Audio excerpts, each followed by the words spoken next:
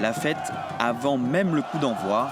À quelques heures du match de leur équipe contre le Japon, les supporters de la Seleção envahissent les rues de Houston.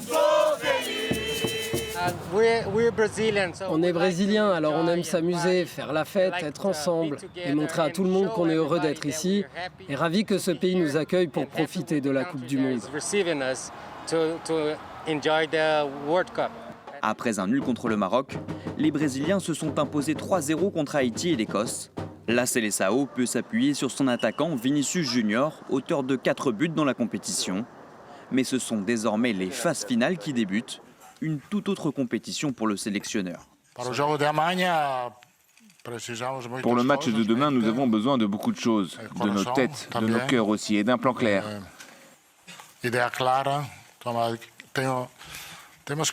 Nous devons être prêts à tout ce qui peut arriver dans un match à élimination directe. Tout peut arriver et les Japonais en sont bien conscients. L'équipe, qui a terminé deuxième de son groupe avec notamment une victoire 4-0 contre la Tunisie, arrive pleine d'ambition.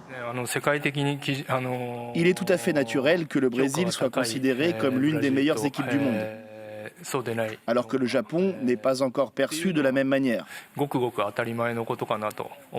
Mais nous sommes venus à cette Coupe du Monde avec l'ambition de devenir champion. Et nous travaillons chaque jour pour combler cet écart. Un écart qui pourrait être moins important que sur le papier. Lors de leur dernière rencontre en match amical en octobre 2025, le Japon avait battu le Brésil 3-2. Le vainqueur de ce 16e de finale affrontera le 5 juillet prochain la Norvège ou la Côte d'Ivoire.